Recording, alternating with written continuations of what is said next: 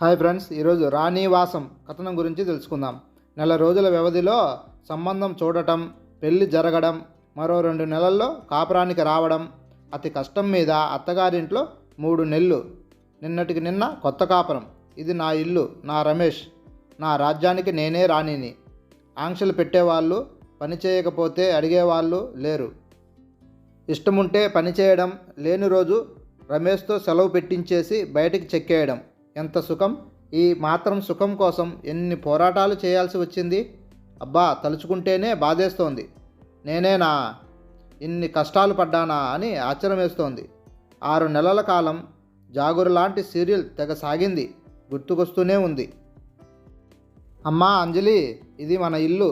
స్వేచ్ఛగా సంతోషంగా మా వాణ్ణి జాగ్రత్తగా చూసుకో.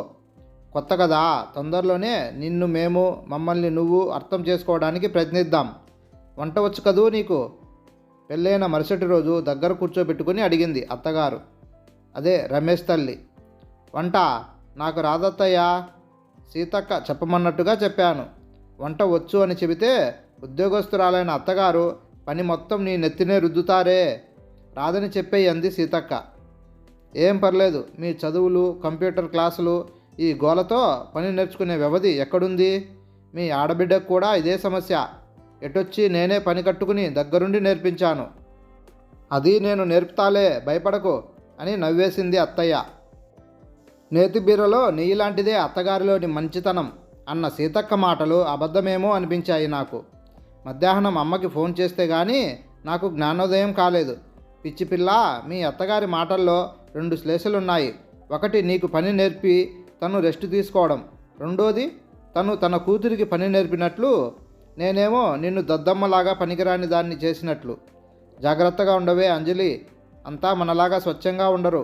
ఊరికే పొంగిపోయి పనుల్లో దూరకు. ఇదే విషయాన్ని సీతక్కకు కూడా చెప్పాను. సీతక్క మా పెద్దమ్మ కూతురు. నాకు అన్నయ్య తప్ప వేరే తోబుట్టువులు లేరు. అందుకే సీతక్క అంటే నాకు ప్రాణం. మీ అమ్మ చెప్పింది నిజమేనే. మీ అత్తగారు ఉద్యోగస్తురాలు. ఆడపడిచేమో ఇంకా 2 ఏళ్ళు చదివితే కానీ ఇంజనీరింగ్ పట్టా పుచ్చుకోదు. లంకంత ఇల్లు, ఇంట్లో అందరూ బయటకు వెళ్ళేవాళ్ళే. నీకు ఉద్యోగం వచ్చే వరకు నువ్వొక్కదానివే ఇంట్లో. ఇక ఇంటి పని మొత్తం నీకు అంటగట్టి వాళ్ళు ఊరేగుతారు. జాగ్రత్త అంది. మరేం చేయనక్క అని బేలగా అడిగాను. ఏముంది, మీ ఆయన్ని నీ మాట వినేటట్లు చేసుకో. ఆయన జీతం వగైరాలన్నీ నీ అదుపులో ఉండేటట్లు చూసుకో. అలా అని మరీ మొండితనం చేయకు. నేను చెప్పేదేముందిలే, కాస్త ఆలోచిస్తే నీకే అర్థమవుతుంది. వచ్చే ఏడాది కల్లా నేను, మీ బావగారు మీ సొంత విడికాపురం చూడ్డానికి వచ్చేటట్లుగా ఏర్పాటు చేసుకో అంది. ఆలోచించాను. ఎప్పుడో చిన్నప్పుడు చదివిన ఒక నవల గుర్తొచ్చింది. ఆ నవలలో భర్తకు భార్య బుట్టి పాత్ర నాకు ఆదర్శమేమో అనిపించింది. అంతటి మహావీరుడు భార్య వ్యామోహంలో పడి తల్లిని కొంతకాలం దూరం చేస్తాడు. అమాయకంగా కనిపిస్తూనే తేనె పూసిన కత్తిలా అత్తగారి గుండెల్ని పిండేస్తుంది బుట్టి. మరుదుల్ని మంచి చేసుకుని కన్నతల్లినే కష్టపెట్టేలా చేస్తుంది. ఆఖరికి నిజం బయటపడి భార్యకు బుద్ధి చెప్తాడు ఆ మహావీరుడు. అయితే అంతటి వివేకం సాధారణ మగాళ్ళలో ఉంటుందని నేను అనుకోను. అంతే, ఆచరణలో పెట్టేశాను. ఈ చొక్కా ఏమిట్రా, బఫూన్స్ వేసుకునే దానిలాగా? ఈ పెద్ద పెద్ద బొమ్మలేమిటి? సిగరెట్ అలవాటు లేని నాకు ఈ యాస్ట్రే గిఫ్ట్ ఏమిటి అని మామగారి విసుగు. చీర బాగానే ఉంది కానీ నా వయసుకి నచ్చదేమోరా. మరి ఇంత పల్చనివి నేను ఎప్పుడో మానేశాను.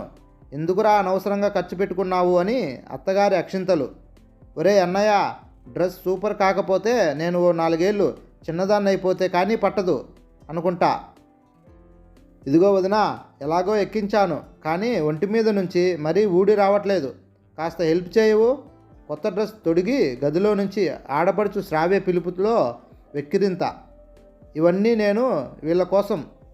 రమేష్ వారిస్తున్నా వినకుండా కొన్న బట్టలు. ఈ సూటిపోటి మాటలకి నా కళ్ళల్లో గిర్రున నీళ్లు తిరిగాయి. గదిలోకి వచ్చి ఏడుపు మొదలెట్టాను. రమేష్ నాతో పాటు వచ్చి చాలాసేపు బ్రతిమలాడి ఆ తర్వాత వాళ్ళ అమ్మతో అన్న మాటలు వినిపించి నాకు నేనే కంగ్రాట్స్ చెప్పుకున్నాను. ఏంటమ్మా, తను ఎంతో కష్టపడి ఎంపిక చేసింది మీకోసం. హనీమూన్లో కూడా మీ గురించే ఆలోచించింది. మీరేమో ఇలా మాట్లాడి తనని కష్టపెట్టారు. రమేష్ మాటలకి వాళ్ళు నిజంగానే నేను ఏడుస్తున్నాను అనుకుని నన్ను అనునయించి వెళ్ళడం, నేను ముభావంగా ఉండడం జరిగిపోయింది. ఇక అప్పటి నుంచి ఆపరేషన్ ఫర్ నేపరేషన్ చర్యలు మొదలుపెట్టేశాను. 8ంటికి నిద్రలేచి నేరుగా వంటింట్లోకి సహాయానికి వెళ్తే అత్తయ్య పాచిముఖంతో వంటి గదిలోకి ఎందుకమ్మా, నేను స్నానం చేసి వంట చేస్తాను కదా, నాకు ఇలా వస్తే నచ్చదు అనేది. ఆవిడే అందరికీ లంచ్ ప్యాక్ చేసి రెడీ చేసేది. తల్లికి వంటగదిలో కొద్దో గొప్పో సాయం చేసే శ్రావ్య మాత్రం ఓసారి వదినా నువ్వు ఎంత లక్కీనో అనుకున్న అతిథి అనేయచ్చు. కుక్కం సర్వెంట్ అత్తగారు, పర్మనెంట్ హెల్పర్ ఆడపడుచు అంది. శ్రావ్యని బాగా కోప్పడింది అత్తయ్య. నేను బాధపడితే రమేష్ చెల్లెలు చేత నాకు సారీ చెప్పించాడు. అయితే నన్ను కూడా పని నేర్చుకోమని పురమాయించాడు. తప్పదురా బాబు అనుకుని రాత్రి వంట నేను చేస్తానని పూనుకున్నాను. అమ్మకు ఫోన్ చేసి అడిగితే తగిన సలహాలు ఇచ్చింది. అమ్మ తెలివితేటలు చాలా గొప్పవి. ఇంటికి పెద్ద కోడలైన నాయనమ్మని బాబాయి వాళ్ళ ఇంట్లోనే ఉంచేటట్లు పెళ్ళైన కొత్తలో తగిన జాగ్రత్తలు తీసుకుందట. నాయనమ్మ వచ్చినప్పుడల్లా తలనొప్పో మరేమో చెప్పి పడుకోవడం పని మనిషిని ఆవిడ ఉన్నన్నాళ్ళు రావద్దని చెప్పడం చేసేదట. అసలే కీళ్ళ నొప్పులతో బాధపడే నాయనమ్మ 4 రోజుల కల్లా జెండా ఎత్తేసేదట. రాత్రిపూట చపాతీకి గోధుమ పిండిని దోశ పిండిలా కలిపాను రోజు. బియ్యంలో నీళ్లు పోయకుండా కుక్కర్లో వేశాను ఇంకో రోజు. చింతపండు రసం తీయమంటే రసం పారబోసి పిప్పి మిగిల్చాను ఓసారి. ఉప్పు కారం లేని కూరలు మరోసారి. అదేమిటంటే విపరీతంగా ఉప్పు కారం వేసి ఇంకోసారి నా పాకశాస్త్ర ప్రావీణ్యాన్ని చూపించాను. నా దెబ్బకి అదిరిపోయిన అత్తయ్య నన్ను హాయిగా రెస్ట్ తీసుకోమని చెప్పి తనే చేసుకునేది. ఇంటి పనులు కూడా ఒక పద్ధతి ప్రకారం పాడు చేయడంతో విసిగేసి ఆవిడ మామగారు కూడా ఓ మాట అనడం, నేను గదిలో కూర్చొని ఏడవడం, రమేష్ సముదాయించడం మామూలైపోయింది.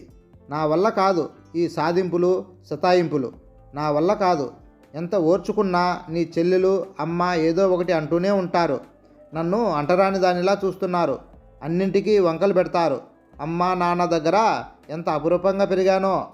ఈ నరకంలో నేను ఉండలేను, చచ్చిపోవాలనిపిస్తోంది అని వెక్కి వెక్కి ఏడుస్తున్న నన్ను చూసి రమేష్ కూడా ఏడ్చాడు. తెల్లారింది. అమ్మ 20 ఏళ్ళు మరో ఇంట్లో పెరిగిన మనిషి మన పద్ధతులకి అలవాటు పడాలంటే టైం పడుతుంది కదా.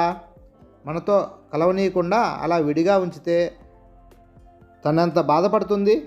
మీ సూటిపోటి మాటలకి బాధపడి తనేదైనా అఘాయిత్యం చేసుకుంటే ఇలా అయితే ఎలా తల్లితో అంటున్నాడు రమేష్. రమేష్ పొద్దున వెళ్ళి రాత్రికి వచ్చే నీకు ఇంట్లో సంగతులు తెలియవు. నేను ఎన్నడూ ఆ అమ్మాయిని ఏమీ అనలేదు. అయినా ఇప్పుడు చెబుతున్నాను విను. అంజలికి పని నేర్చుకునే అభిరుచి లేదు. నేర్పే తీరిక మీ అమ్మకి లేదు. ఇక మాటలు అంటావా? 2 చేతులు కలిస్తేనే చప్పట్లు. ఒకవైపు విని నిర్ధారించుకోకు. చేతనైతే అమ్మాయిని మనలో కలిసిపోయేలా మార్చు. లేకపోతే ఈ రగడ రోజూ ఉంటుంది మామయ్య గారు గంభీరంగా అన్నారు. సరిగ్గా 4 రోజులు గడిచాయో లేదో రమేష్ తల్లిని తండ్రిని పిలిచి కూర్చోబెట్టాడు. ఆఫీస్ నుంచి ఇల్లు ఎంత దూరమో చెప్పాడు. ఇటీవల పెరిగిన యాక్సిడెంట్స్ గురించి చెప్పాడు. ఆఖరికి ఆఫీస్కి దగ్గరలో తను అద్దె ఇల్లు తీసుకున్నట్లు, వేరే కొత్త కాపురం పెడుతున్నట్లు చెప్పాడు. ఇదేం పనండి, అత్తయ్య గారిని వదిలి నేను రాను. అందరం కలిసే ఉందాం ప్లీజ్. పెద్దవాళ్ళు అన్నాక వాళ్ళు అనాలి, నేను పడాలి అంటూ బోరుమన్నాను గదిలో. రమేష్ ఒప్పుకోలేదు. నా కోరిక ప్రకారం నా ఇంటికి నేను ఇప్పుడు రాణిని. నాకు వచ్చిన అనుమానం నిజమే అయింది. 2వ నెల నడుస్తోంది నాకు. తెగ నీరసం, కళ్ళు తిరగడం, వాంతులు. అందువల్ల ఏ పని చేయలేకపోతున్నాను. అమ్మ దగ్గర ఉన్నన్నాళ్ళు ఏ పని నేర్చుకోకపోవడంతో అలవాటు లేని పనులతో ఈ నెల రోజుల నుంచి అలసట బాగా ఎక్కువైంది. మొదట్లో హోటల్ నుంచి టిఫిన్లు, భోజనము, పార్సిల్ తెచ్చే రమేష్ ఈ మధ్య నన్ను విసుక్కోవడం మొదలుపెట్టాడు. నన్ను పెంచిన అమ్మా నాన్నలని అతను తిడుతుంటే ఊరుకోలేక నేను వాదిస్తున్నాను. కొత్త సంసారం గొప్పగా లేకపోగా మహా ఇబ్బందిగా ఉంది. సీతక్కతో ఫోన్లో చెప్పాను. అత్తగారింట్లో పని తప్పించుకోమన్నాను, కానీ నీకు అసలు పనే గిట్టదని నాకు తెలియదే. తప్పదు, ఇంటి పని నేర్చుకో. మరో 4 రోజుల్లో బాబో పాపో పుడితే ఆ పని కూడా చేసుకోవాలి కదా. వీలున్నప్పుడు నేను వస్తానులే అంది. ఆ మాటకి నా గుండె జల్లుమంది. అంటే ఇక నుంచి పిల్లలకి ఎన్నెన్ని పనులు చేయాలో. ఏదో ముద్దొస్తే ఎత్తుకోవడం, కారులో షికార్లు తిప్పడం వరకు ఓకే. ఆ పనులన్నీ ఎవరు చేస్తారు? నా వల్ల కాదు బాబోయ్ అని అమ్మకు ఫోన్ చేశాను. అమ్మా, వచ్చేవే, నాతోనే ఉండు ప్లీజ్ అంది. ఇది మరీ బాగుంది. నాకు సంసారం లేదు. మీ వదిన నిన్ను మించిన పనివంతురాలు. గదిలో నుంచి బయటకే రాదు. నేను మీ నాన్న అన్నయ్య మీదే ఆధారపడి ఉన్నాం కదా. నాకు ఈ చాకరీ తప్పదు. కావాలంటే నువ్వే రా, 4 రోజులు ఉండి వెళ్ళు అంది. అమ్మ మాటలకి నాకు దిమ్మ తిరిగింది. ఈ మధ్య అన్నయ్యకి పెళ్ళయింది. 25 లక్షల కట్నంతో కలిగినింటి నుంచి వచ్చింది వదిన. మా వాళ్ళే నయా పైసా కట్నం తీసుకోకపోగా 2 లక్షల రూపాయలు ఇచ్చి బంగారం బట్టలు కొనుక్కోమన్నారు. అమ్మ దగ్గరికి వెళ్ళిన 2వ రోజే నాకు పరిస్థితి అర్థమైంది. అమ్మ తెలివితేటలు వాళ్ళ అత్తగారి దగ్గర తప్ప తన కోడలి దగ్గర పనిచేయడం లేదని. అంతరంగిక సేవకురాలిలాగా కోడలికి సపరీలు చేస్తోంది అమ్మ. వదినని అద్దాల అలమారలోని బొమ్మలాగా అపురూపంగా చూసుకుంటున్నాడు అన్నయ్య. ఎవరు ఏమీ అనకపోయినా నాకు నేనే పరాయిదానిలాగా అనిపించింది. నేను పుట్టిన ఈ ఇల్లు, నా వాళ్ళు అందరూ పరాయిగానే తోచసాగారు. వదిన అభిజాత్యం, అహంకారం నన్ను అక్కడ ఉండనీయలేదు. తిరిగి వచ్చేశాను. నెలలు నిండుతున్నాయి. అత్తయ్య వచ్చి ఇంటికి తీసుకెళ్ళి సీమంతం చేసింది. పుట్టింటికి పురుడు కోసం చేరాను. పాప పుట్టింది. చాలా చాలా బలహీనంగా ఉంది. పాప జాగ్రత్త, ఎంతో కేర్ఫుల్గా చూసుకోవాలి. త్వరగా ఇన్ఫెక్షన్స్ సోకుతాయి. శుభ్రంగా ఉంచాలి. డాక్టర్ సంరక్షణ దగ్గరగా ఉండాలి అంటూ ఏమేమో చెప్పాడు డాక్టర్. అమ్మా ప్లీజ్ నాతో రావా? దీన్ని ఎత్తుకోవాలంటేనే నాకు భయమేస్తోంది. 3వ నెల వచ్చాక ఇంటికి బయలుదేరుతూ అడిగాను అమ్మని. అమ్మ సరే అనబోతుండగా వచ్చాడు అన్నయ్య. అదెలా కుదురుతుందే? మీ వదినకి ఇప్పుడు 6వ నెల కదా. అమ్మ సాయం లేకపోతే ఎలా?